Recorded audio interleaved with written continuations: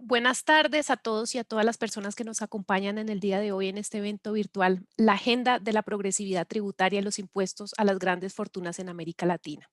Este es un evento organizado por la Fundación Ebert en Argentina y por el Centro de Economía Política Argentina CEPA.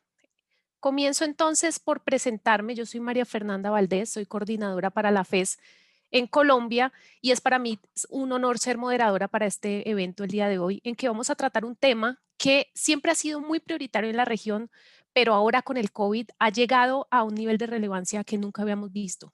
Y es el tema de las reformas progresivas, pero no como tal, sino como una respuesta a la crisis del COVID. Entonces, como les decía, es un tema que siempre ha sido relevante, es relevante en todo el mundo. Vimos la semana pasada a los representantes de los países más ricos del G7 creando una tasa para intentar sacar algo de recaudo de las multinacionales con una tasa que para nosotros es demasiado baja, para muchos que lo vemos de una forma crítica, pero que lo que muestra es que todos los países, no solamente los latinoamericanos, están viendo de dónde se puede sacar dinero para financiar todo este gasto extraordinario que tenemos por el COVID, que se generó por el COVID, pero también que tendremos en el futuro con nuestros paquetes, digamos, de salvamiento y estos paquetes de reactivación que vamos a ver en los países este año y seguramente el próximo. Pero para pocos es tan importante como para América Latina. Para América Latina esto es fundamental y son varias las razones. Una de ellas es que a diferencia de los países ricos, de los países, no sé, como Alemania, Japón, los países del G20 que estaban reunidos la semana pasada, nosotros tenemos una restricción muchísimo más alta en el tema de los mercados de capitales y el tema del endeudamiento y otras fuentes de financiamiento. Entonces, ¿qué es lo que hace esto? Que la tributación sea siempre una de las pocas opciones que todavía tenemos en momentos de crisis. Y otra de las razones es que a diferencia de Alemania y otros países ricos del G7, nosotros tenemos unos niveles altísimos de desigualdad. Y esto lo sabemos, algunos países más que otros, pero en general todos los países de América Latina tenemos altísimos niveles de desigualdad y esto obviamente y evidentemente se ha agudizado con la pandemia. Y una característica de esta alta desigualdad es la altísima también concentración de la riqueza y el ingreso en el 1% más rico. Sabemos por varios estudios en donde se revisa cuánto ingreso recibe, por ejemplo, el 1% más rico en diferentes países, que los países latinoamericanos siempre sobresalimos, mostrando así que los ricos latinoamericanos son los ricos más ricos del mundo en términos comparativos, en términos relativos. Y esto es importante porque hace que siempre que empecemos a hablar en estos momentos de una reforma tributaria, debemos ir a empezar a pensar dónde está el dinero y ese dinero está bastante concentrado para el caso de los países latinoamericanos. No es coincidencia entonces que estemos hablando en varios países de reformas tributarias, de reformas progresivas. Hoy vamos a hablar de tres países en particular, vamos a hablar del tema de Argentina, de Chile, de Uruguay, pero este tema se está moviendo en otros países también y muy seguramente se va a seguir moviendo el tema en América Latina. Entonces, este evento está organizado de la siguiente manera. Tendremos primero, después de esta introducción, un saludo de los organizadores. Luego seguirán las tres presentaciones, el caso de Argentina, el caso de Uruguay, el caso de Chile, en este orden. Y cada una de estas personas va a hacer una exposición de 15 minutos. Luego tendremos unos breves comentarios que yo presentaré y después de estos vendrá la sección de preguntas y respuestas del público de aproximadamente unos 20 minutos. Esperamos que esto sea un evento de más o menos una hora y media. Yo me encargaré de manejar los tiempos para que el tiempo se ajuste. Entonces, para seguir con el orden del día, me gustaría darle la palabra a Svenia Blanque. Ella es nuestra representante de la FES en Argentina. Ella dará un saludo por parte de la FES en Argentina a los asistentes de este evento. Entonces, te doy la palabra, Svenia, para tu saludo de bienvenida. Sí, muchísimas gracias, María Fernanda. Muy buenas tardes también por mi parte. Bienvenidas y bienvenidos a este evento, a todos y todas que nos escuchan, que se conectaron al Zoom o vía Facebook a este espacio. Para este, digamos, conversatorio, la agenda de la progresividad tributaria y los impuestos a las grandes fortunas en América Latina. Entre, por un lado, el Centro de Economía Política Argentina, una contraparte de nosotros, la Fundación Friedrich Ebert, aquí en Argentina. María Fernando ya, digamos, explicó un poco el porqué y la importancia también del tema. Y yo también quiero empezar un poco con la pandemia, ¿no? La pandemia que ya dura más que un año y ha desnudado de forma muy clara y llamativa las desigualdades que existen entre diferentes sectores sociales en los países, pero también entre los países, especialmente entre los países del norte global y los del sur. Y la situación en América Latina es bastante alarmante, ¿no? La región ha experimentado profundas transformaciones en las últimas décadas y sabemos que hubo avances democráticos, pero a pesar de eso, también la violencia como la desigualdad siguen siendo problemas claves. Y el COVID ha mostrado las faltas y fallas de políticas públicas sociales, sanitarias, educativas, entre otras, para luchar efectivamente en favor de las vidas y la salud de la gente. Obviamente con diferencias entre los países, pero digamos, se han visto estos problemas en toda la región. Y también COVID ha abierto debates en todo el mundo en relación al rol del Estado y a las finanzas de los estados, ¿no? Como dijo ya María Fernanda, y a la necesidad de avanzar en una mayor justicia tributaria. El incremento de la pobreza ha tenido impactos en los estados e impactos regresivos sobre la distribución del ingreso. Y parece ser ¿no? El contexto crítico de la pandemia, el momento de transformar de una vez los sistemas tributarios regresivos. La fundación de EBAT, acá en Argentina, en conjunto con Julia Estrada, Hernán Lecha y el equipo de CEPA, hemos empezado ya el año pasado a investigar y debatir más de cerca cuestiones de las grandes fortunas y sistemas tributarios en Argentina y en la región, con el objetivo de contribuir a la justicia fiscal. Y nuestro encuentro de hoy busca presentar una serie de documentos producidos conjuntamente. Y buscamos hoy dar centralidad al debate latinoamericano, ¿no? Con los casos de Argentina, Chile y Uruguay. Y como Fundación EBAT, Fundación Alemana, sea acá el Partido Socialdemócrata, me gustaría subrayar que el caso de Alemania también está incluido en los documentos. Mirar y poner en la agenda la política tributaria es para nosotras, altamente importante. Necesitamos más informaciones, datos, más participación de la sociedad civil y cuestionar la idea dominante de políticas macroeconómicas. Por esto estamos muy contentas de poder acompañar al CEPA y presentar hoy estos documentos y tener este debate en este espacio.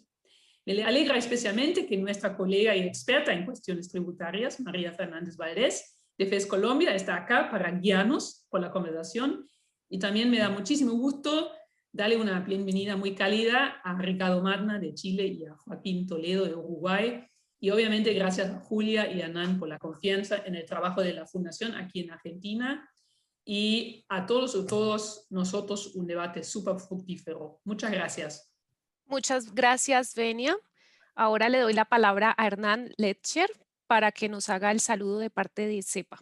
Bueno, muchas gracias María Fernanda, agradecerle a todas y todos los que están participando. Para nosotros, hablo en representación de todo CEPA, para nosotros ha sido muy satisfactorio, nos da mucha alegría poder hacer la presentación de hoy, pero además haber podido trabajar, ya creo que un año lleva desde aquella primera reunión con Esbenia y con Julia, este trabajo conjunto. Quiero agradecerles a las dos particularmente, a la FES en general, pero a ellas dos en particular, también por la confianza, pero además por el trabajo conjunto que hemos ido haciendo a lo largo de este año. Para nosotros, para CEPA, siempre fue estratégica la relación con la FES, porque nos parece central, algo de lo que decías, Benia, esta necesidad de aportar al debate de ideas, a las discusiones, a tratar de cambiar un poco la mirada hegemónica que hay en la mayoría de los temas, particularmente los temas económicos con los que nosotros tenemos o trabajamos. Y como bien decías, Benia, esta en realidad es la punta del iceberg de una serie de trabajos que venimos haciendo de manera conjunta y que también nos alegran mucho. Ayer discutíamos o hablábamos con Julia a raíz de esta charla y un poco rebobinábamos lo que había sido la decisión de abordar este tema y repasábamos, a ver, cuando empezamos a hablar, incluso la discusión del aporte a las grandes fortunas aquí en la Argentina, no solo no era realidad, era un debate que se había planteado, pero estaba aún lejos de votarse, peor aún en el debate internacional. Mucho más lejos todavía, diría, era muy incipiente en aquel momento empezamos a hacer algún laburito de revisar qué países estaban discutiendo esto, y eran muy poquitos, la verdad que eran muy poquitos, lo cual habla, por cierto, de lo interesante, de la reflexión en aquel momento que deriva justamente en este debate, vaya, si es un debate central, seguro en los países representados en esta charla, pero diría en buena parte de Latinoamérica, probablemente a nivel global. Por mi parte, además, felicitar a los autores, la verdad que he seguido muy de cerca la tarea, con lo cual me da mucha satisfacción lo que han hecho, la rigurosidad que le han impregnado a esta tarea, a Julia, a Rocío, a Leandro, a Lail, que han trabajado, algunos otros que hemos aportado, digamos, leyendo, aportando ideas en las discusiones, así que también felicitarlos a ellos y a ellas. Y finalmente mencionar dos cositas. Por un lado, que en el marco de esta mirada estratégica que planteaba recién, hay muchos debates todavía en el tintero que creo, nosotros somos muy inquietos, desde FES lo habrán notado, y siempre queremos y nos desafiamos a aportar al debate público. Nacimos en buena parte como resultado de querer debatir justamente los grandes temas de la economía, en nuestro caso de la Argentina, pero siempre nos pareció importante esto. Y discutir con argumentos. Este es un documento que está lleno de argumentos. Esto es muy importante, nos parece a nosotros, en un mundo donde a veces, desde la comunicación, quizás un poco menos desde la academia, pero a veces los argumentos escasean. Y nosotros, no sé, seremos quizás viejos, o debe ser el único aspecto en el que somos conservadores, creemos que hay que retomar siempre los argumentos. Finalmente, decir en lo que respecta a este trabajo en particular, creo que da en la línea de flotación, si se quiere, del debate tributario. Muchas veces, y acá en la Argentina es una realidad, se debate, por ejemplo, la cuestión presupuestaria desde el gasto, ¿no? Siempre la miramos desde el gasto, a ver cómo gastamos, ponemos la plata acá, ponemos la plata allá, y en general, y yo diría que desde la mirada hegemónica han tenido un gran acierto, que es lograr ocultar o correr del centro de la escena el debate del financiamiento, diría, ¿no? ¿Quién pone la plata y cómo se financia justamente todo esto? Y en esto me parece que este trabajo es disruptivo, esta agenda es disruptiva, porque pone en el centro de la escena, como bien decías, Benia, este tema, en un escenario donde necesitas la plata para el COVID, pero donde además nuevamente se pone en el centro de la escena, creo que Fernanda lo decía recién, la cuestión de la progresividad. En nuestro país, en la Argentina, más allá de la presión fiscal, que es como el gran debate y bla, bla, bla, ¿quiénes aportan y cómo aportan a eso? ¿No? Digamos, en general las grandes empresas aportan mucho menos que los más chicos, y diría en términos generales, además, en un mundo que en buena parte ha utilizado este debate desde la hegemonía dominante para tratar de esmerilar, digamos, el rol del Estado y este proceso de redistribución en sociedades altamente desiguales. Así que me parece que frente a esos tres ejes, este trabajo hace un aporte sustancial. Así que lo festejo también desde esta cuestión y insisto, reivindico mucho la tarea y el trabajo conjunto con la FES. Muchas gracias. Muchas gracias, Hernán. Bueno, entonces ahora vamos a entrar a los casos. Vamos a empezar con el caso de Argentina, una presentación que se llama Los desafíos de la progresividad tributaria en Argentina.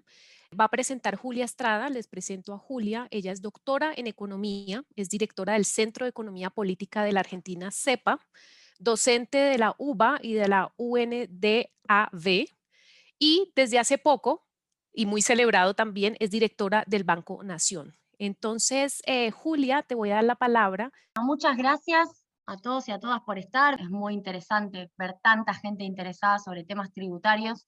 Uno podría pensar que hace 5 años esto no pasaba, siempre la cuestión impositiva fue engorrosa, tediosa, aburrida. Lo digo hasta por mi propia experiencia con la cuestión impuestos. Y me parece que el desafío, y acá retomo un poco lo que dijo Hernán, era también conectar los debates impositivos con la pandemia y la desigualdad, la riqueza, la pobreza, lo que está ocurriendo en el mundo por este último tiempo. No quiero reiterarme, pero la verdad es que para mí es un honor que esté acá Ricardo Marner, también Joaquín Toledo y también nuestra compañera Fernanda, porque sé que son especialistas, sé que saben del tema y siempre es interesante que puedan estar dando su mirada. Yo acá tengo un doble rol, voy a ir haciendo una presentación en PowerPoint que tengo, porque tengo un rol de presentar el documento de trabajo, que tiene 11 casos, pero también de presentar el caso argentino, que es también mi tarea en el marco de este panel, en donde Argentina es un caso muy relevante. Con lo cual, si les parece, y teniendo esto de fondo de pantalla, antes quiero decir algunas cosas sobre el caso argentino para no dejarlo para el final, y voy velozmente a el informe. Argentina, desde que, bueno, ganó el Frente de Todos, de Todes, con Alberto Fernández, encaró, previo a la pandemia, una serie de cambios tributarios que fueron muy relevantes y que tuvieron un sentido hacia una mejora de la progresividad, de nuevo, aún previo a la pandemia, y eso en algún punto se vio reforzado en el contexto de pandemia y en el contexto de necesidad de recaudar más y mejor en el último tiempo. Solamente para listar algunas transformaciones que me parecen relevantes para poner en diálogo con los colegas de otros países y para poder dar una visión latinoamericana antes de ir al informe. Argentina tenía un impuesto a la riqueza, que es a los bienes personales, que el gobierno anterior, el gobierno de Mauricio Macri, había querido eliminar directamente. Tenía una tendencia a cero, si no fuera porque en el Congreso de la Nación hubo alguna que otra discusión y se paró, pero el impuesto a los bienes personales se iba a eliminar. Lo primero que hizo el actual gobierno fue volver a las alícuotas, es decir, a las tasas que había del impuesto a los bienes personales antes de que el gobierno anterior, el gobierno de Mauricio Macri, lo redujera casi hasta su inexistencia. En segundo lugar, los derechos de exportación o las retenciones, que son claramente un tributo que en América Latina es considerado una de las alternativas a la progresividad. Bueno, era muy relevante durante el último gobierno de Cristina Fernández de Kirchner en varios rubros, en economías regionales, en obviamente lo que son los commodities, y también en el segmento industrial.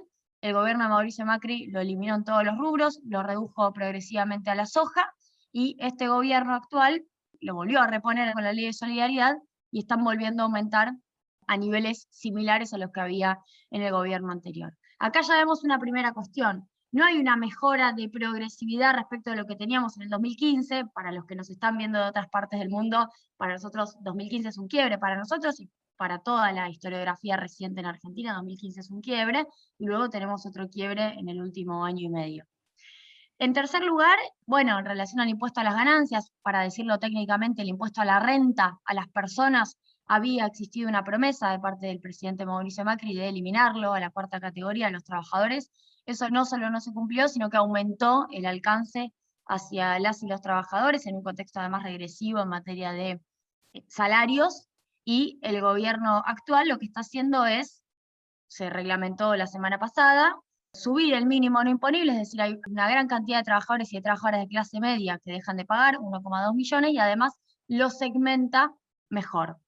Y luego lo mismo con el impuesto a las ganancias a las sociedades, o el impuesto a la renta a las sociedades. Argentina por primera vez tiene un impuesto a la renta segmentado por empresas grandes y por empresas chicas, es otro cambio tributario relevante.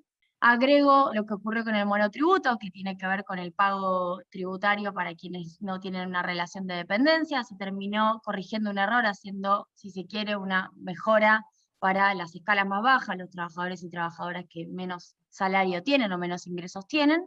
Y por último, el aporte extraordinario de las grandes fortunas, que no es un impuesto, es un aporte extraordinario, y que efectivamente vino a ser una nota distintiva en América Latina. Y acá ya me meto en un tema que seguramente van a tocar colegas de otros países. Argentina lo votó muy tempranamente, lo votó antes que Bolivia. Sabemos, porque es el informe que viene, esta es una serie de 3 informes, este es el primero, luego viene un informe de impuesto a la riqueza y luego viene un informe de paraísos fiscales. Sabemos que hay propuestas en distintos países de América Latina, diría en distintos países del mundo, en relación a esto. Argentina es ejemplo. Lo digo en términos de orgullo también, de lo que significa haber sido un país que discutió esto, más allá de que no sea un impuesto y sea un aporte.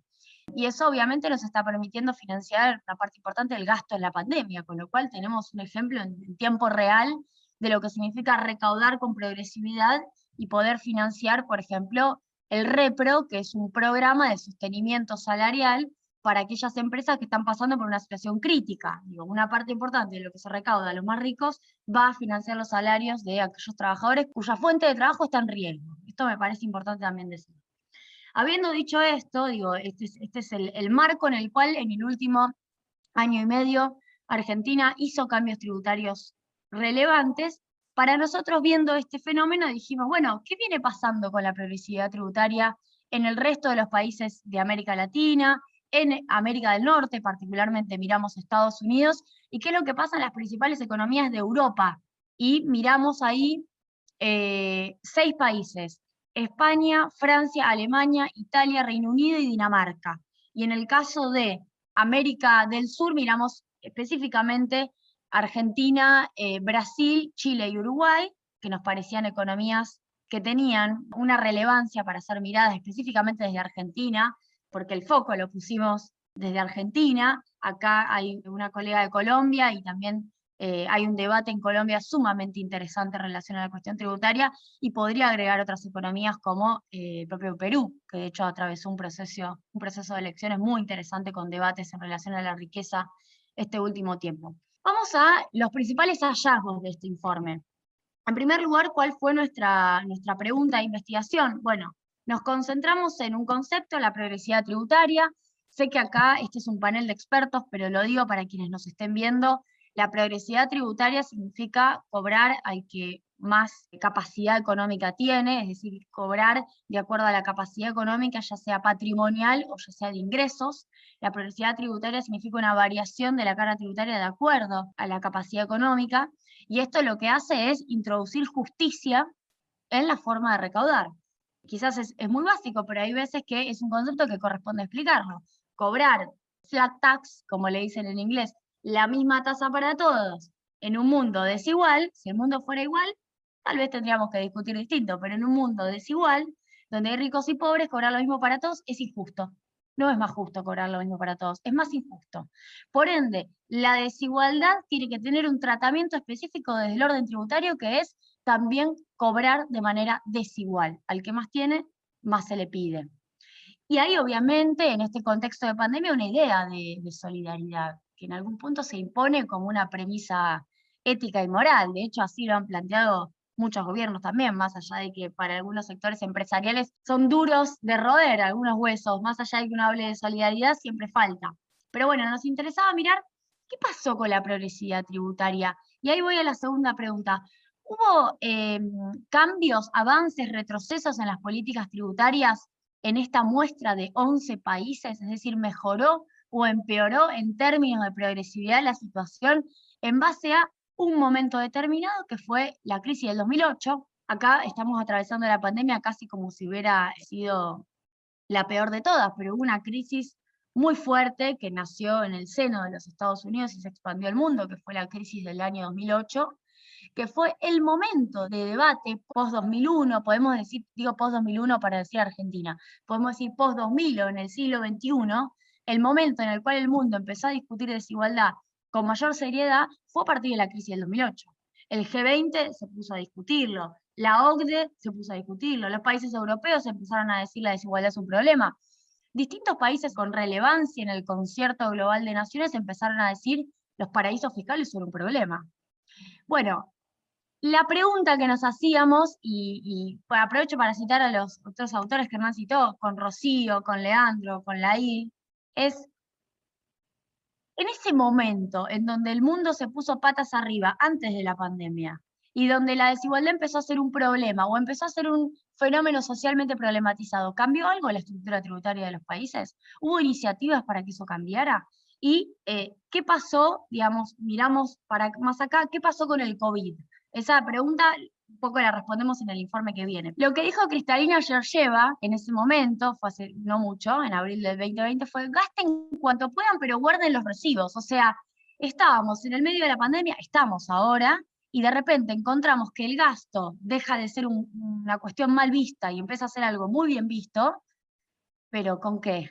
¿Con qué financió el gasto? Esa pregunta que sigue es: ¿cómo financiamos a los estados que están sosteniendo a las empresas, que están sosteniendo a las grandes, a las chicas, que están sosteniendo los salarios de los trabajadores? ¿Cómo lo financiamos? Es la pregunta que seguía, obviamente. Bien, lo que nos preguntamos era qué cambios hubo. Voy a arrancar por acá. Yo sé que este gráfico es complicado, pero es el que mejor sintetiza para no hacer una exposición de 50 minutos. Lo que les puedo decir que vean en este gráfico muy velozmente es que las líneas de la progresividad tributaria, es decir, de la incidencia de los impuestos a los que más tienen sobre la recaudación total, prácticamente se mueven poco. De hecho, permítanme, sobresale Argentina, que es la línea amarilla de abajo, con una pérdida de progresividad muy fuerte producto del macrismo. Pero en general lo que encontramos son cambios menores. Bueno, acá en el caso de Chile, seguramente Ricardo pueden decir algunas cosas, porque tenemos una mejora de progresividad en el último tiempo, con algunas variantes, pero lo que encontramos es que no cambió el mundo después de la crisis del 2008, sino que precisamente venimos teniendo primero una heterogeneidad fenomenal. Dinamarca es un país cuya recaudación en un 68,7% se compone de impuestos a los que más tienen, es decir, recauda mejor en términos de progresividad tributaria, cumple mejor con la máxima de la progresividad.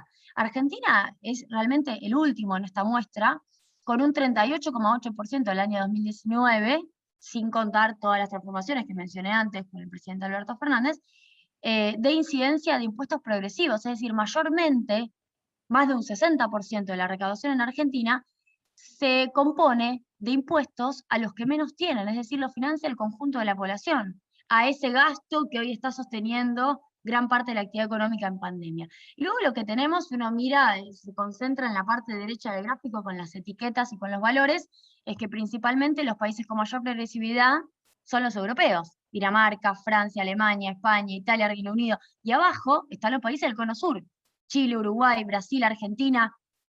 También nos han instalado tanto el discurso de que el problema del crecimiento y del desarrollo en América Latina o en América del Sur tiene que ver con la carga tributaria de nuestros estados, eso ha invalidado nuestra discusión impositiva con un determinado nivel o con una determinada altura. Entonces no podemos entrarle a la discusión y decir, che, pero Europa, ahora voy a mostrar que recauda más y además, sobre todo, le cobra más a los que más tienen. Europa, que es en muchos casos el ejemplo del desarrollo para las corrientes teóricas liberales. Y si vamos a la presión tributaria, y la presión tributaria es un concepto mucho más conocido. El de progresividad es un concepto nuestro, es un concepto por el cual nosotros batallamos para que sea parte de la agenda. Pero la presión tributaria es un concepto, yo diría, de ellos. Es un concepto del mundo empresarial. Es el concepto de cuánto el Estado te agobia con impuestos, para decirlo en castellano. Bueno, si se fijan, la presión tributaria, es decir, el porcentaje de impuestos sobre el PBI, es más alto, fundamentalmente, en países también europeos. Francia, el 45%, en este caso es, sí, sobre PBI, el 45% de la recaudación, perdón, la recaudación es el 45%, Dinamarca 44,9%, Italia 41,8%, Alemania 38,2%, España 35,2%, Reino Unido 33%. Luego viene muy abajo la presión tributaria, de nuevo, de países como Uruguay, Argentina, Chile, Estados Unidos 24,5%. Atención ahí, Estados Unidos además está subiendo su presión tributaria con las medidas de Biden de este último tiempo. Entonces, hay una serie de mitos tributarios, o hay una serie de consignas tributarias, que me parece que este documento humildemente intenta aportar para deconstruir, para desmitificar, para desarmar y para poder revisar desde otra mirada. Yo creo que Argentina tiene que avanzar, y digo toda la región, pero particularmente hablo de mi país, y los colegas van a poder hablar de sus países, tiene que avanzar hacia una mayor recaudación asociada a una mejor recaudación en materia de progresividad tributaria, es decir, cobrarle más a los que más tienen. Y eso significa, acá hay todo un resumen que se los podemos enviar, pero los invito a que lean el documento. Eso significa transformaciones en materia de transparencia tributaria respecto de los paraísos o guaridas fiscales. Llega un punto en donde nosotros, como economías latinoamericanas, podemos ejercer una enorme cantidad de presión o podemos implementar una enorme cantidad de políticas para gravar mejor, pero si seguimos teniendo estructuras tributarias resquebrajadas, agrietadas, con ricos que no declaran sus fortunas en nuestras jurisdicciones, con empresas que eligen, y esto es parte del informe de riqueza que también estamos haciendo para la FES, junto con Hernán Lecher, con grupos económicos que eligen hacer holdings o estructuras societarias cabeza de los grupos económicos en países considerados por Tax Justice Network como países de baja tributación o guaridas fiscales o países de ocultamiento. Bueno, es difícil recaudar más y mejor si tu jurisdicción tiene bases tributarias agrietadas, resquebrajadas. Entonces también tenemos que tener una política de combate hacia guaridas fiscales, paraísos fiscales. Esta también es una conclusión muy relevante del informe. Por último, este gráfico solamente van a ver en colores la tasa más alta del impuesto a la renta personal. Van a encontrar casos como Austria, que te cobra un 55% del impuesto a la renta, la tasa marginal más alta, y otros que están coloreados en rojo, que básicamente son lo opuesto a lo que ocurre en los países de América Latina. Para mí es muy importante visibilizar esta cuestión, y obviamente todas las preguntas que surjan en el debate las responderemos. Gracias. Muchas gracias. Están preguntando mucho por el documento. ¿El documento cuándo sale? Ya está publicado, entiendo que, Julia Eliosov, corregime, pero entiendo que la FES lo estaba por subir a su web en breve, y nosotros como CEPA lo estamos por subir en breve a la web también. Ahora que ya terminamos con el tema de Argentina, vamos a pasar al segundo caso, que es el tema de Uruguay. El tema de Uruguay nos lo va a presentar Joaquín Toledo. Él es economista, es coordinador de proyectos en Amnistía y es consejero egresado en UDELAR. Te doy entonces la palabra para que hagas tu presentación. Muchas gracias, María Fernanda. Gracias a todas las personas del panel, la invitación, y voy a compartir una presentación que pretenderá ser breve, apunte de memoria nomás. Pero antes quiero comentarles que para mí es verdaderamente un honor estar compartiendo esta mesa con las personas del panel y la presentación, y agradecer muchísimo a la FES Argentina y CEPA por el documento que escribieron y haberme contactado en su momento, y por supuesto la FES Uruguay por haberme también ayudado con ese vínculo y haberme hecho parte de este proceso de manera de comentario, digamos, y ahora posibilitar que esté acá presentando algunas reflexiones. Este debate que estamos teniendo, que nos están proponiendo, es un debate fundamental, y yo rescato las palabras porque me parecieron lo más acertado: fundamental y para muchos países lejano. Hoy a Uruguay le toca estar del lado de estar en un debate lejano a la progresividad tributaria al día de hoy, y por supuesto a las grandes fortunas. También parece que este tipo de trabajos lo que muestran, y ustedes lo van a ver cuando lo lean, reivindica el trabajo que han hecho los gobiernos de América Latina en los últimos 20 años, y uno cuando los ve en comparación con Estados Unidos y con Europa, creo que nos debería enorgullecer muchísimo lo que han hecho los países de la región en los últimos años, y también servirnos de palanca para el futuro. Y bueno, también me parece que traer un debate que pueda ser discutido con la población y que no quede como suele pasar, que son los debates enclaustrados tributarios, que nos quedamos en las aulas y poco más, me parece también fundamental, y por eso felicito y agradezco. Sin más, les voy a comentar un poco. Son 3 slides, digamos, además la introducción, pero quería comentar un poco el pasado de los últimos 15 años, el 2020, que para Uruguay fue un año de quiebre por donde se lo mire, un punto de inflexión. Ahora les voy a comentar por qué, pero se imaginarán. Y un último punto que nos plantea, para mí, me quiero centrar como en la economía política, ya que estamos con estos interlocutores, para hablar del debate que se está dando y cuál es el que se debería dar y qué es lo que estamos viendo en Uruguay y en varios países de América Latina. Como introducción quería comentarles que discutir impuestos, según las palabras de Piketty, pero también de otros tantos autores, no solamente discutir la forma en la que se llenan las arcas del Estado, digamos, sino también los impuestos son una forma de producir categorías, conocimiento y transparencia democrática. O sea, nosotros con los impuestos estamos produciendo información, con esta información también estamos marcando la agenda del debate democrático tributario de los Estados. Acá hay una disquisición sobre riqueza o ingresos, cuando discutimos sobre los impuestos, que son categorías completamente diferentes de análisis con problemas diferentes. Yo al final voy a hacer alguna reflexión sobre eso. Y los impuestos están íntimamente ligados, además de cómo recauda el Estado para gastar, están íntimamente ligados a los conceptos de desigualdad y pobreza. Las estructuras tributarias, en algún momento de la historia, se se decía que los impuestos no alteraban variables como la desigualdad. Ese debate creo que fue saldado por la hegemonía, y tenemos casos como el de Uruguay, que ahora les voy a mostrar, que la reforma tributaria del 2007 tuvo un impacto directo sobre la reducción de la desigualdad y la reducción de la pobreza. Así que los impuestos son también instrumentos potentes para poder conversar en temas de desigualdad, pobreza, además de desarrollo.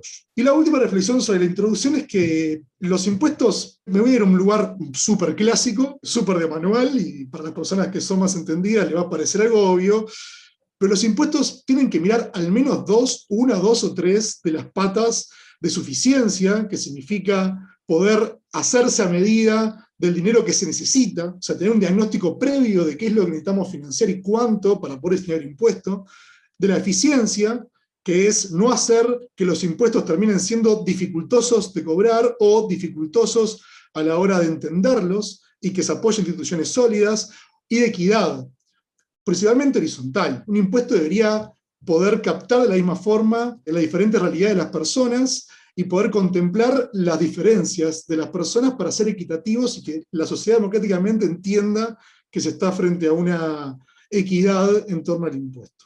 Ahora sí, brevemente, Uruguay viene de una agenda muy potente en materia de tributaria en los últimos 15 años, durante los 15 años del gobierno del Frente Amplio.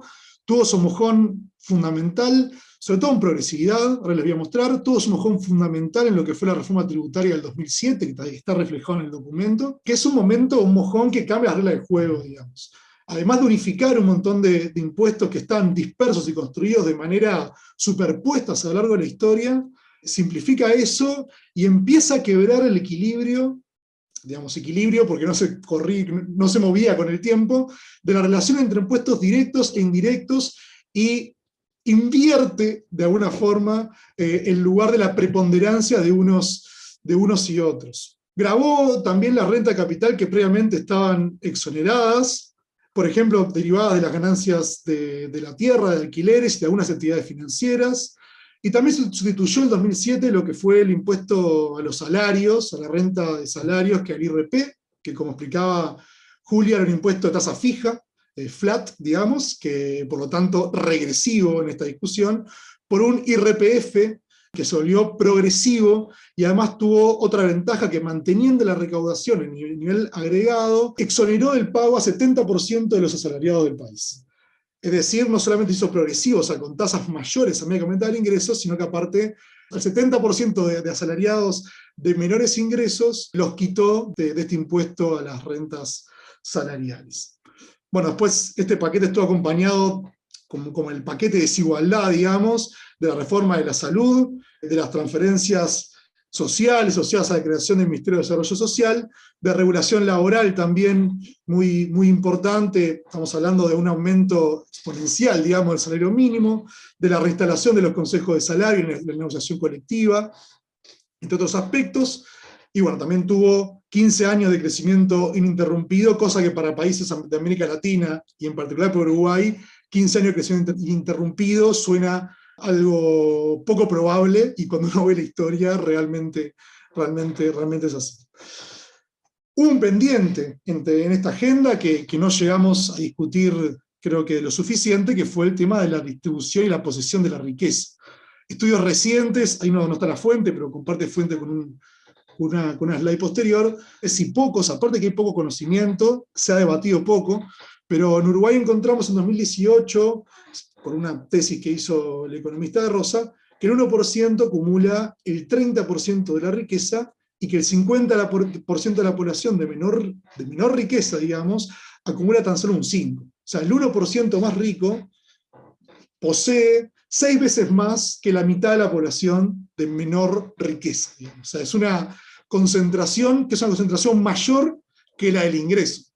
Y esta diferencia es importante, porque la riqueza son las posesiones, digamos, ese capital, patrimonio, y el ingreso es lo derivado, muchas veces, del capital y el patrimonio, o sea, están íntimamente ligados, además de los ingresos laborales. Por eso es tan importante poder poner el ojo arriba de la riqueza y saber que tiene un siguiente documento que nos va a hablar de esto, elaborado por CEPA, también nos deja tranquilos con este debate. Acá una breve representación. Esto se tradujo, esta agenda de política se tradujo una reducción de la desigualdad medida por el índice de Gini, muy importante. O sea, pasó de un índice de 0,45 a 0,38 en la medida del Gini, que es esta medida clásica para medir desigualdad. Y cosas que hemos encontrado es que, primero, que se puede reducir la desigualdad, y que Uruguay recorrió 1/3 de la distancia que lo separaba con los países más igualitarios de Europa. Estamos hablando de los países nórdicos. Y acá, como les mencionaba, Uruguay,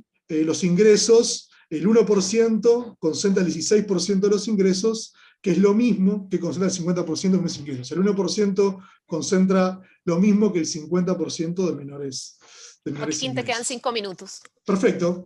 Ahora quiero pasar un poco al debate actual. Uruguay en 2020 hizo un quiebre radical. Varios economistas hablan de tormenta perfecta, que es una crisis de demanda, de oferta, caída de recaudación, promesa de no subir impuestos y necesidad de aumentar el gasto, pero con restricciones fundamentales y una decisión política de reducir ese gasto.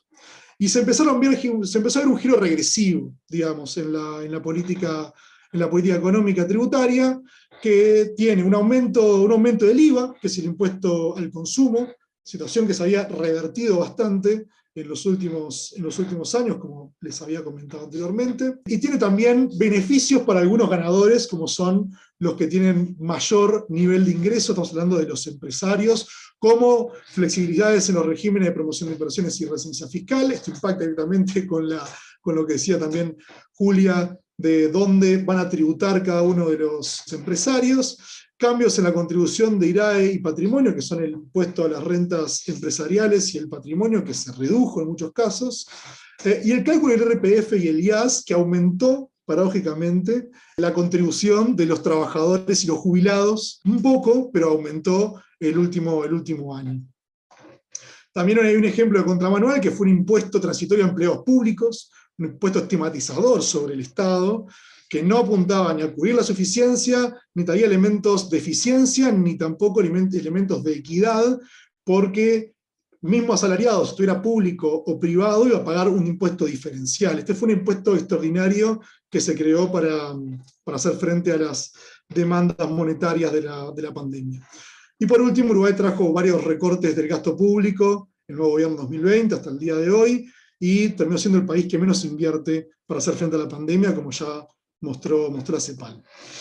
Y algunos debates y oportunidades que se abrieron con la pandemia.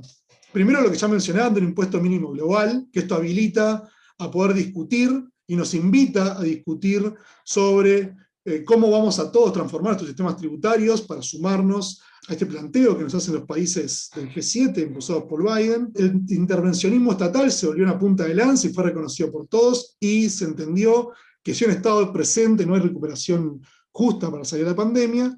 Hay que aprovechar mucho la recuperación de las discusiones sobre desigualdad para poder también poner sobre la mesa, poner los objetivos claros, macroeconómicos clásicos de empleo, de crecimiento, pero también discutir seriamente qué desigualdad esperamos tener en el futuro próximo. Y otro elemento que me parece bien interesante es el protagonismo de la ciencia. La ciencia en Uruguay pasó, pero imagino que en otras partes del mundo tomó un protagonismo fundamental, y mucha gente más, ya era una escuchada, pero mucha gente más aprovechó para escucharla en particular, y esto se debe extender a las ciencias sociales.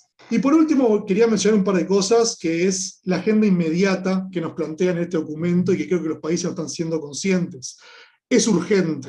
Los costos en el futuro de no invertir hoy son altísimos, porque rompen un tejido social y económico de la población. Tenemos experiencias en América Latina de los costos sociales que traen las crisis y el tiempo que lleva reconstruirlas, pero también los tejidos empresariales y tejidos productivos. Entonces es una tarea urgente.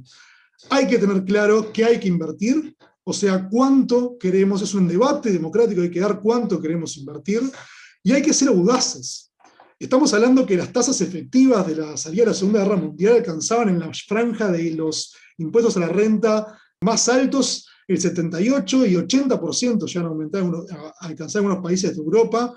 Hoy nos mostraba Julia que en algunos países los que son más audaces llegan a un 45-50, es decir, se puede ser audaces en momentos de crisis. Hay que también hablar bastante de la desigualdad, que ya lo mencioné, y apelar a la eficiencia.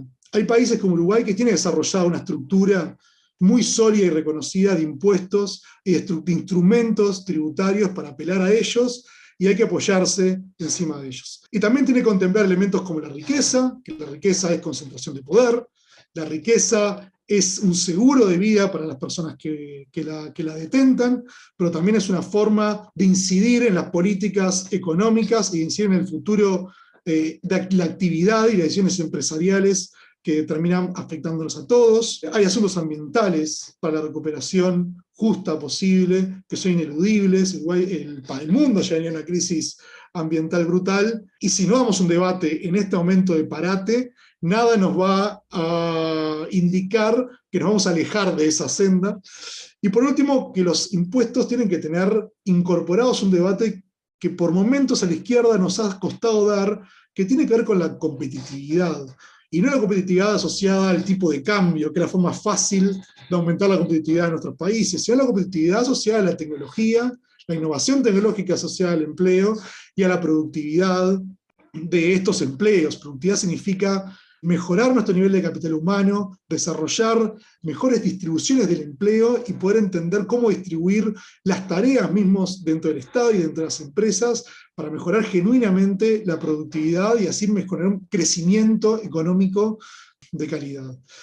Así que no me quiero extender más, así que muchísimas gracias por la invitación. La tarea que tenemos, los países de la región, está pendiente, es urgente y necesaria. Creo que instancias como la de hoy habilita una discusión más democrática de estos temas, así que bienvenida, y desde Uruguay, por supuesto, le damos la bienvenida para continuar. Muchas gracias.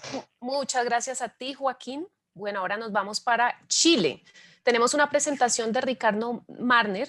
Él es doctor en Ciencias Económicas de la Universidad de París. Él fue jefe del área de Asuntos Fiscales de la CEPAL y hoy es comisionado de ICRICT. ICRICT es la Comisión Independiente para la Reforma de la Fiscalidad Corporativa Internacional. Es además un gran aliado en todos estos temas de justicia fiscal en América Latina. Te doy la bienvenida, Ricardo. Primero, agradecer la tremenda invitación que me han hecho a esta agenda por la progresividad tributaria. Yo con FES Chile hemos trabajado junto a colegas en este tema desde el año pasado, así es que lo que voy a hacer es presentar los puntos principales de un trabajo que hicimos junto a Michel Jorrat para la FES el año pasado, que se puede resumir en 5 puntos en torno al tema de la progresividad, ¿no? Ese será mi primer desarrollo. Un segundo más atingente al momento político o tal vez específico que tenemos acá en Chile, que es el tema de la discusión económico-tributaria en este flamante equipo constituyente que se va a instalar en los próximos días. Entonces ahí hay una discusión que está que arde también sobre estos temas. Respecto de lo primero, y también algo que está en la palestra de manera muy efervescente, que tiene que ver con elecciones presidenciales y de parlamento a fin de año, es la agenda tributaria. Luego del 18 de octubre del 2019, lo que nosotros llamamos la explosión social, digamos, demandas evidentes de cambio, ¿no? Se presentaba ahí en la primera exposición como esta paradoja, ¿no? Que hay una buena progresividad y al mismo tiempo una recaudación muy escasa. La recaudación en Chile no ha variado más allá del 21% en los últimos 30 años, desde el año 90, se ha quedado estancado en esos niveles, y eso nos sitúa muy lejos de nuestro marco de referencia, que es la OCDE o la OCDE, como le llaman acá. Ustedes saben que en Chile la gente mira hacia arriba, digamos, más o menos en diagonal, y nunca de frente a la cordillera Argentina-Uruguay. Entonces, nuestra comparación siempre es la OCDE, y salimos muy mal de esa comparación porque tenemos prácticamente 14 puntos de distancia. Y ese es un punto fundamental. Hoy, quien es el actual líder de las encuestas para la presidencia presentó su programa, Y él plantea subir entre 8 y 10 puntos en sus 4 años de gobierno la recaudación, es decir, una barbaridad. Es una discusión que nunca se había dado en esos términos y que marca entonces la agenda de lo que está por venir y de lo que se está discutiendo.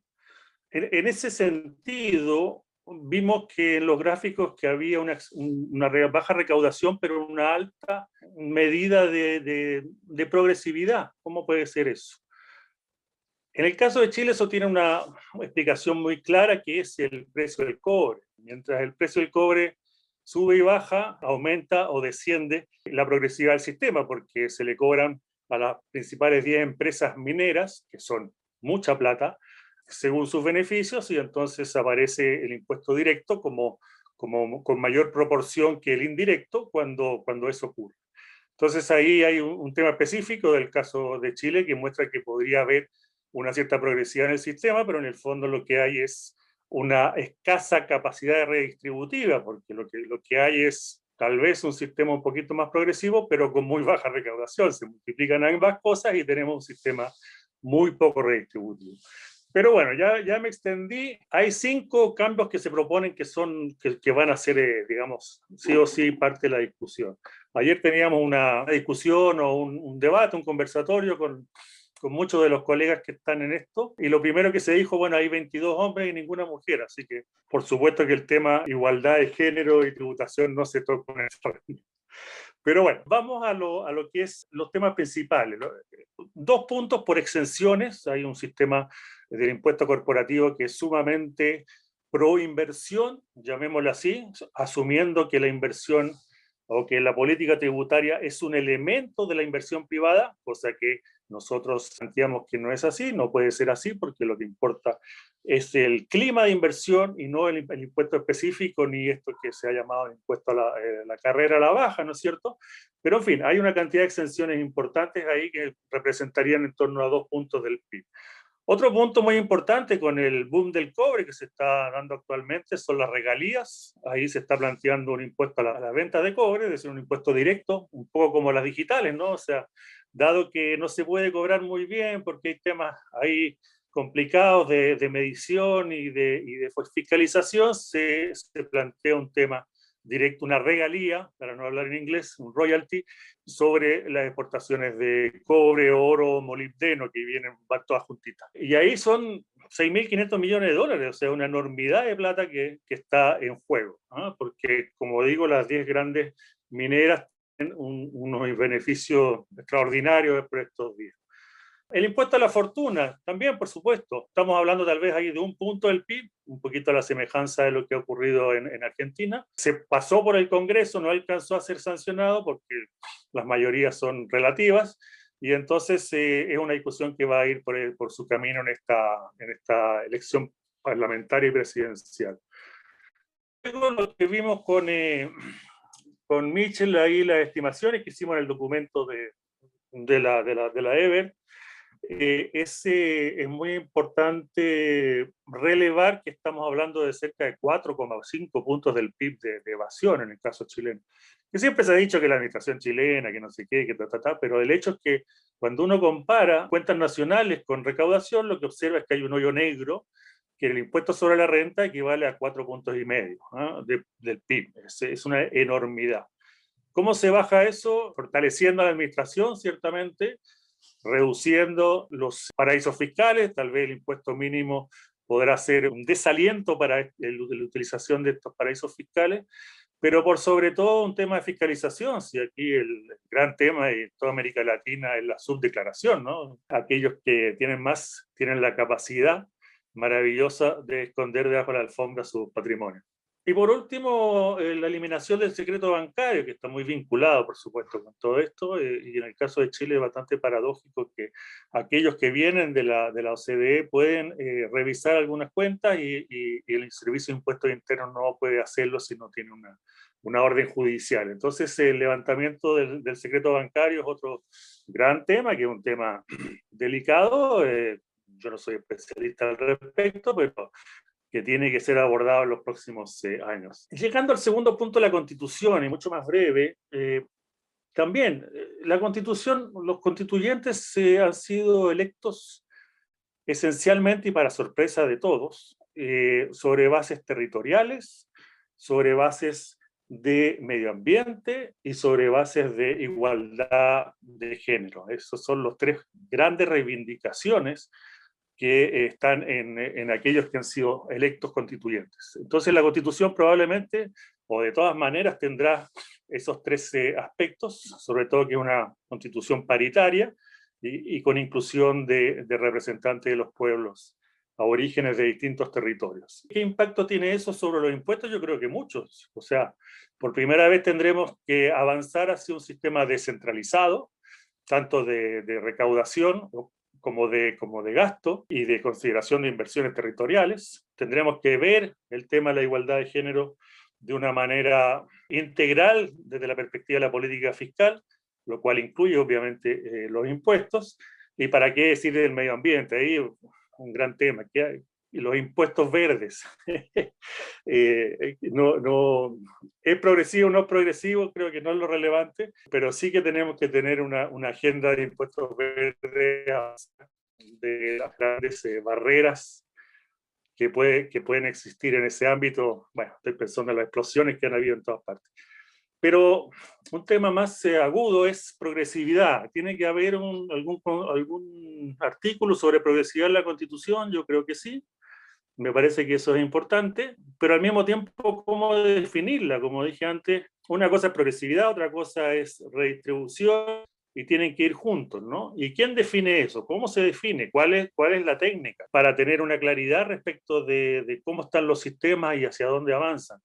Eso obviamente no puede estar en la Constitución, pero sí creo que hay que, de alguna manera, mandatar a las organizaciones que saben de esto o que les interesa esto para que hagan sus estudios, externalizar estos trabajos. Y ahí la Constitución puede tener perfectamente una capacidad de mandatar y de monitoreo, y que va de conjunto con mi último punto, que es la transparencia. ¿Cómo generamos mecanismos de monitoreo y de seguimiento en torno a la justicia fiscal? Es lo más relevante. O sea, que un gobierno se comprometa con la justicia fiscal tiene que implicar resultados específicos, claros y con estadísticamente probables. Y ahí es donde, de nuevo, el tema de la planificación del desarrollo, por ejemplo, la capacidad de generar movimientos plurianuales, tanto de presupuesto como de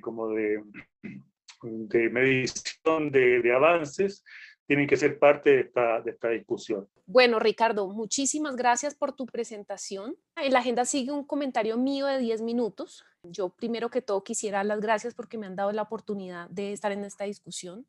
Yo estoy en este momento en Colombia y oír otras propuestas, oír otras cosas tributarias en este momento y ver cómo las oportunidades que se abren en otros países de América Latina es para mí siempre algo muy refrescante.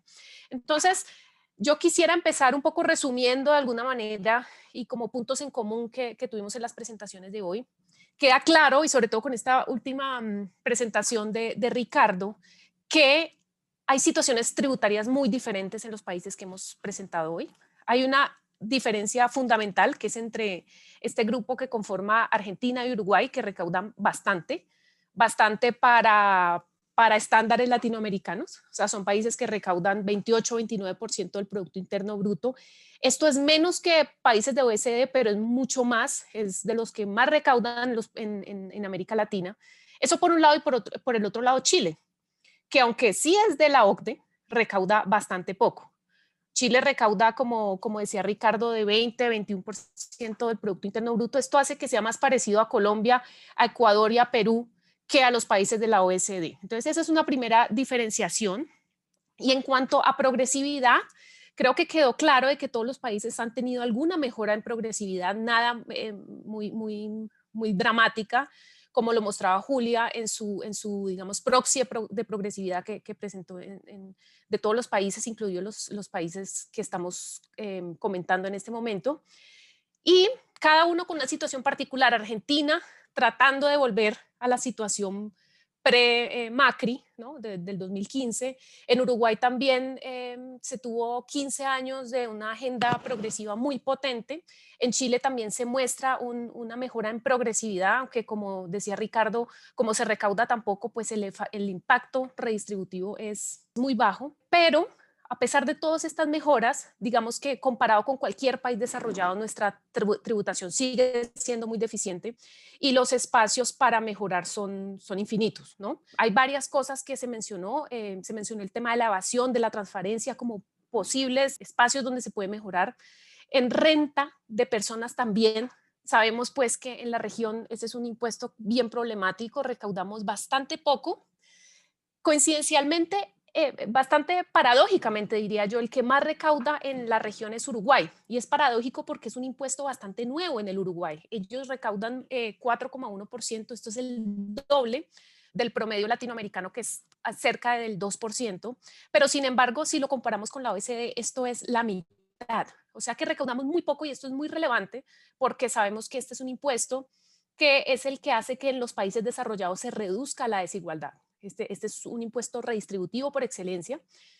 Hay otros impuestos de los que se habló del impuesto a la riqueza. Aquí pues hay casos exitosos como el de Argentina, que no es un impuesto, sino yo por aquí lo anoté, un aporte extraordinario.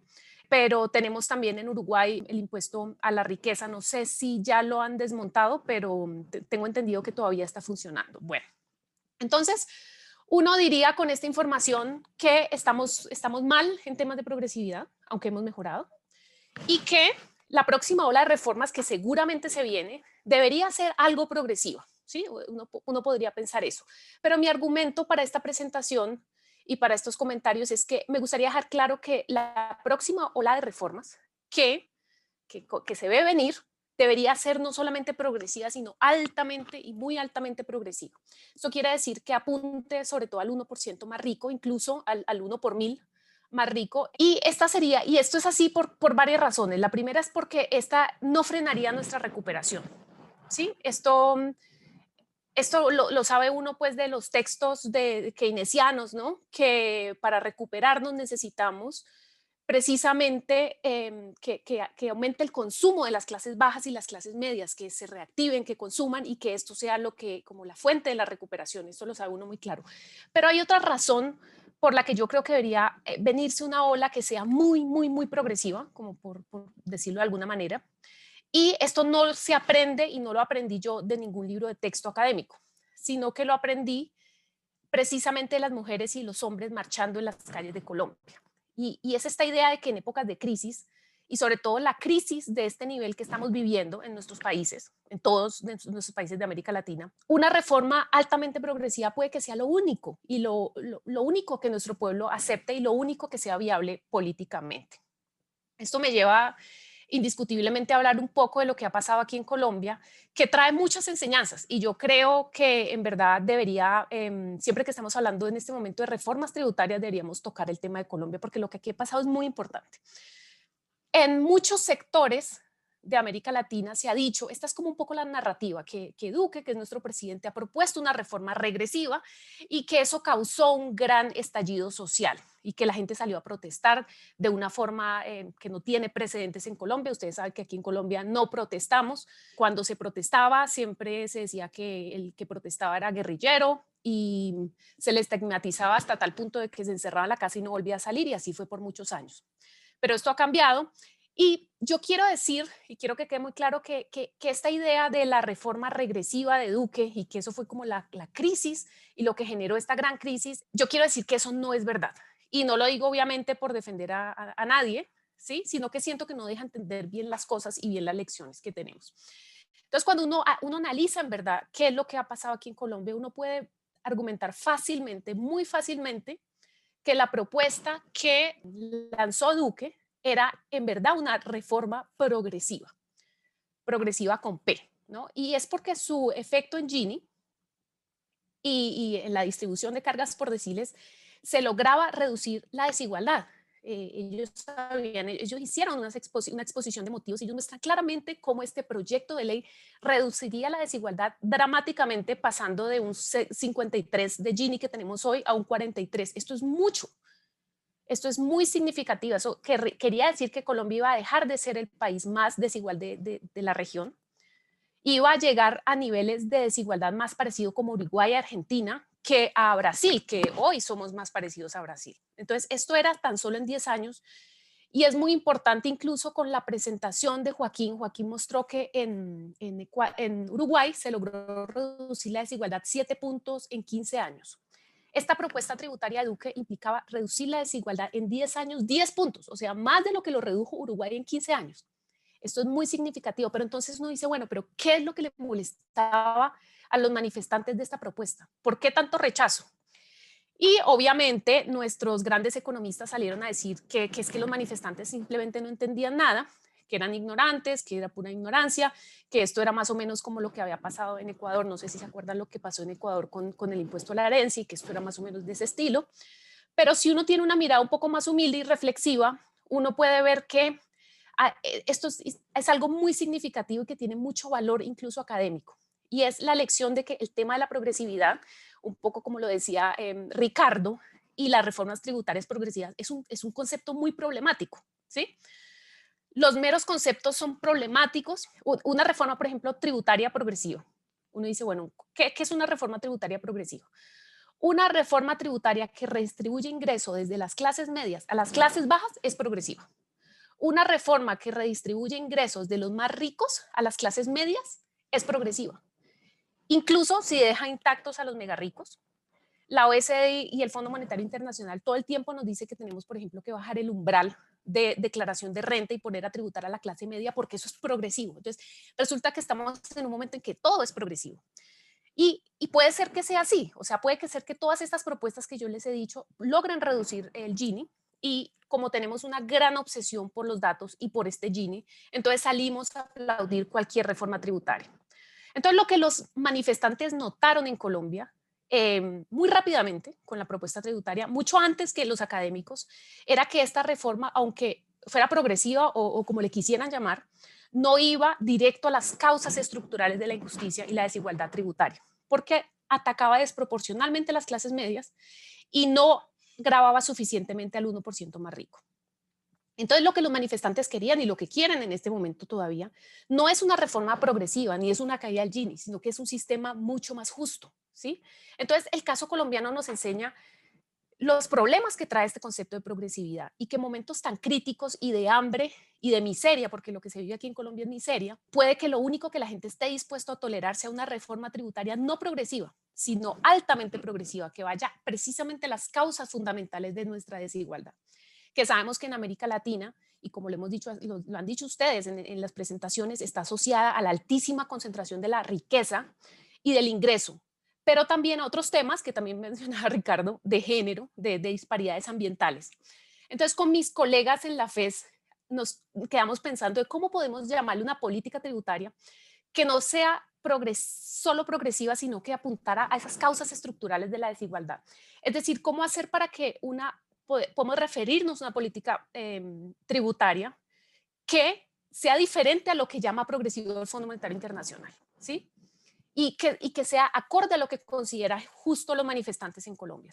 Y en nuestra mirada pues, de la FES política decidimos llamarle una política no progresiva, sino progresista. Es como la idea de que queríamos apostarle no solamente una política que sea progresiva, sino que sea progresista. No sé qué les parece ni qué les suena esto. Con esa propuesta, digamos que yo cerraría esta intervención y daría la palabra a las personas que quieren hacer alguna pregunta en estos 15 minutos que tenemos todavía de sesión de preguntas y respuestas. En esta cajita de preguntas y respuestas, María Fernanda, ahí hay comentarios. Acá veo una para Julia también. ¿Cómo generamos mecanismos de control para evitar la evasión fiscal que en Argentina, entiendo, es un problema que se visibiliza en varias actividades económicas? Las ventas, bueno, en negro. De este modo, el Estado queda privado de la recaudación más importante y por otro lado hay una situación de desigualdad en la que muchos tributan y otros dejan de hacerlo. ¿Cómo evitarlo si se está pensando este problema? Hay distintos escenarios, es un problema, digo, que la pregunta para Argentina, pero entiendo que es común a toda la región. Una cosa es el debate sobre la evasión de los ricos, con distintas estrategias, Y otra cosa es la discusión de sectores de la economía informal o sectores de la economía, como llamamos en Argentina, en negro o no registrados. Yo creo que ahí hay, para este segundo punto, que entiendo que es lo que pregunta Mabel, hay que hacer un trabajo sectorial que tiene que ver no solo con grandes evasores, sino también con situaciones de economías, bueno, muy débiles, economías que tienen, con pymes que tienen muchísimos problemas de viabilidad, en los cuales hay que encontrar la manera de que el registro sea lo más fácil posible. O sea, ir a buscar y registrar. Hay sectores en particular que en Argentina tienen un nivel de tasa de no registro muy elevado, tanto laboral como también ante la AFIP. Y la disociación entre el rol de la AFIP, que es la Administración Federal de Ingresos Públicos, y el organismo de control de la registración laboral también es un problema. Ahí debería haber una coordinación incluso todavía más estrecha. Pero lo que digo es, Argentina tiene sectores como el servicio doméstico, bueno, altamente feminizado, por cierto, también la construcción, también el agro, que tienen un nivel de no registro relevante. Ahí hay que avanzar por actividad económica. Yo no creo que la tasa de no registro sea común a toda la economía, de hecho hay diferencias de tasas. Y luego sí, para la cuestión de la evasión, bueno, eso sí, se está haciendo, efectivamente hay que hacer un trabajo muy fino de parte de la AFIP de declaraciones juradas y control y contralor de esas declaraciones juradas, pero también de combate a las lógicas de offshoreización de muchas de las empresas y de muchas de las riquezas, que también es algo muy extendido en los últimos años. Es un trabajo que de hecho la AFIP está haciendo. Por ejemplo, la AFIP está incorporando algo acá en Argentina, que es el concepto de beneficiario final, que es encontrar de parte de una sociedad quiénes son las personas físicas, o sea, pedir la declaración de quiénes son las personas físicas beneficiarias finales de esas sociedades. Es decir, en última instancia, siempre hay personas detrás, que en muchos casos son grandes ricos de nuestros países, que terminan estando ocultos esos nombres precisamente por distintas estrategias de evasión, elusión y fuga. Ese es un trabajo muy interesante desde el punto de vista de la riqueza, que además hace a lo que decía recién María Fernanda, esto de grabar al 0,1 o al 0,01 o incluso a la milésima parte de la sociedad, requiere en primera instancia que vos lo puedas identificar, que sepas cuánto patrimonio tiene y que lo tenga declarado en tu jurisdicción. O sea, primero hay que hacer un trabajo de este tipo, de combate a la evasión, porque en muchos casos esa población población ya le queda grande. Esa pequeña cantidad de ricos ni siquiera está identificada o tiene identificada una parte menor de su patrimonio que la que en verdad tiene y la otra parte no la tiene en el país. Con lo cual, creo que ese es un trabajo fenomenal. Y la discusión de progresividad o la discusión de grabar a los que más tienen, a la riqueza, tiene que ir de la mano del combate a la evasión. Porque una de las características que tiene nuestro continente es que en muchos casos no podemos encontrar a quién cobrarle los impuestos. Entonces, es indispensable que ese trabajo se haga. Bueno, no quiero extenderme. Una cosa más, estoy muy de acuerdo con lo que dice María Fernanda en relación a cuidado con el concepto de progresividad, porque en algún punto es tal la desigualdad en nuestras sociedades que de repente la clase media a veces es objeto redistributivo en función de mejoras de la progresividad, y es algo que incluso complica a gobiernos populares que a veces intentan tener también este apoyo. Eso me parece interesante mirarlo así, pero mi comentario es ese: para poder grabar la riqueza extrema, lo primero que tenemos que tener es una identificación de dónde está y cuánto tiene. Y para eso hay que trabajar en las capacidades estatales. Estados que, por cierto, las derechas liberales se encargaron de destruir cada vez que fueron gobierno. Entonces, cada vez que asume un gobierno que tiene intención de tener bien las bases registrales, tiene que reconstruir la masa crítica del Estado, y eso no es para nada fácil, y es un tema que a veces no se lo menciona, pero es un tema relevante para mí también. Y seguimos con la pregunta de Leo Moreira. Muchas gracias por este espacio, a quien guste responderla. ¿Podrían, por favor, comentar sobre las nuevas posturas en política tributaria asociadas a la progresividad y al tema ambiental, entendiendo la oportunidad que se genera en este contexto por avanzar hacia un cambio de paradigma del desarrollo en la región, pero también frente a un nuevo posible boom de los commodities? De modo sea una herramienta clave para generar los incentivos, desincentivos para impulsar y acelerar nuestra transformación productiva. Gracias. Y ahora voy a leer el de Luis Barreto, el consentimiento social a los tributos, implícito o explícito, es una variable importante que puede estar explicando la diferencia de recaudo tributario entre países avanzados y países en desarrollo. Detrás de ese consentimiento influye la corrupción política, la eficiencia del Estado en proveer bienes públicos, niveles de desempleo, pobreza y desigualdad. Eso se resume en una relación directa y positiva entre ingreso per cápita y recaudo como porcentaje del Producto Interno Bruto. ¿Qué opinan ustedes del consentimiento social? Recuerdo que hay una que es sobre el tema ambiental y otra que es con el tema del consentimiento social a los tributos.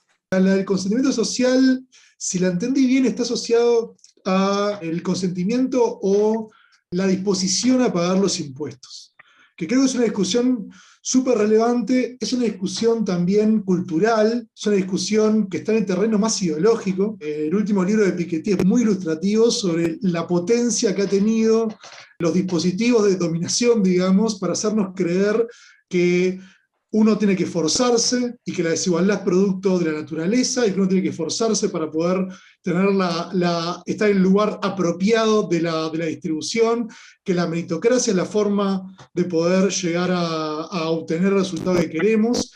Y todo ese debate y esa creación cultural también ha llevado a la mano a hacernos creer que los impuestos son un lastre, digamos, y el Estado es un lastre con el cual tenemos que movernos el cuerpo para intentar evitarlo. Respecto de eso, hay dos lecturas que a mí me parecen extremadamente interesantes, que empiezan a desmitificarlo, además de los libros grandilocuentes, que ya algunos mencioné en la presentación.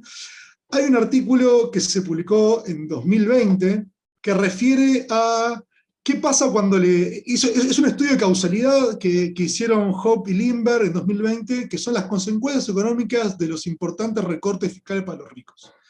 Y lo que muestra es que los recortes a los ricos que se produjeron en casi el último siglo en algunos países de Europa y en Estados Unidos, no redundaron ni en mayor empleo, ni redundaron en mayor crecimiento, pero sí redundaron en mayor desigualdad. O sea, la teoría del derrame asociada a todo este paquete de meritocracia, derrame y desigualdad natural, se empieza a desmoronar con evidencia empírica. Un paper que es extremadamente interesante para el debate que estamos teniendo y para transformar lentamente, digamos, la percepción que uno tiene sobre los impuestos.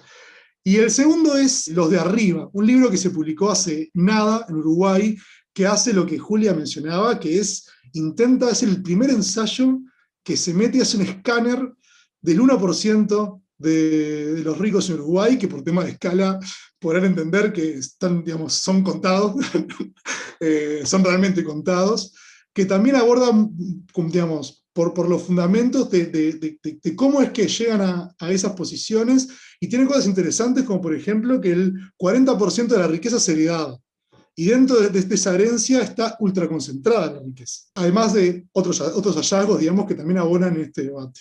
Así que me había quedado pendiente y ya aproveché para flexibilizar un poco la pregunta y terminar contestando algunas cosas que yo quería y un parte de la pregunta. Muchas gracias.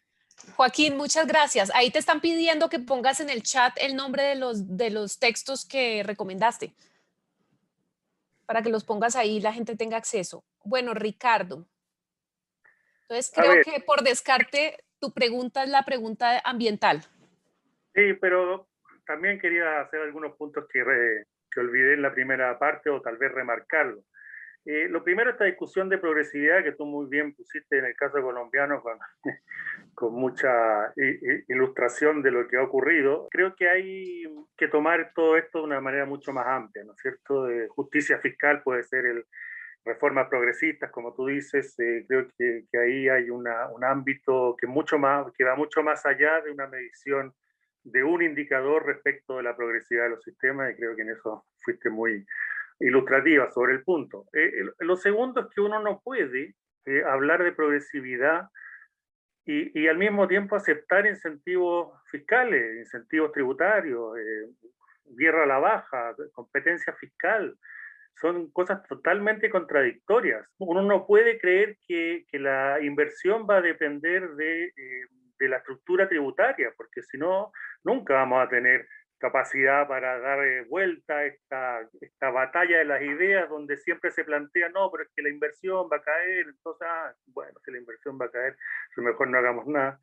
Y mire usted Chile, que tiene una tasa baja y una alta inversión, y mire usted Uruguay, que tiene una baja inversión y una alta progresividad, o una alta tasa de recaudación, son eternas discusiones, y creo que ahí hay que ser muy, muy claro en que ahí la causalidad es cero. Entonces ese es mi primer punto. El segundo tiene que ver que una pregunta que había sobre el secreto bancario, que es inconstitucional. En el caso de Chile, efectivamente es inconstitucional, pero la Constitución se va a cambiar. y además se va a cambiar a partir de una hoja en blanco. Entonces es un tema que tendrán que discutir los constituyentes sobre la base de la experiencia de otros países. Si Suiza tiene secreto bancario a tal altura. En fin. Esa es una, y después los impuestos verdes, yo creo que es la más compleja de todas, ¿no? Porque los impuestos verdes por esencia no son progresivos, son más bien o neutros o regresivos. Entonces, ¿cómo se maneja eso? Bueno, vimos los Gilets jaunes y toda la historia, y etcétera, también causante de rebeliones por doquier, así es que es algo que, de nuevo, es uno de los puntos que deberán manejarse en las políticas específicas de combate al cambio climático, pero no la única. Yo estoy muy entusiasmado por los temas de energía solar y eólica, etcétera, por una parte. Y bueno, alguien decía por ahí que no es porque se le puso un impuesto a la máquina de escribir que se inventaron las computadoras, ¿no? Entonces, también dar margen a la innovación, en fin, a los subsidios, a ese tipo de situaciones también son parte de ese paquete de progresividad verde. Bueno, entonces ya con esto damos cierre a este conversatorio. Quiero agradecerle a todas las personas que están todavía conectados, se han mantenido conectados durante toda esta sesión, y comentarles que pronto estarán disponibles los documentos que aquí se han mencionado, los documentos que va a publicar la FES en Argentina muy próximamente. Y bueno, que tengan una buena tarde todos y todas.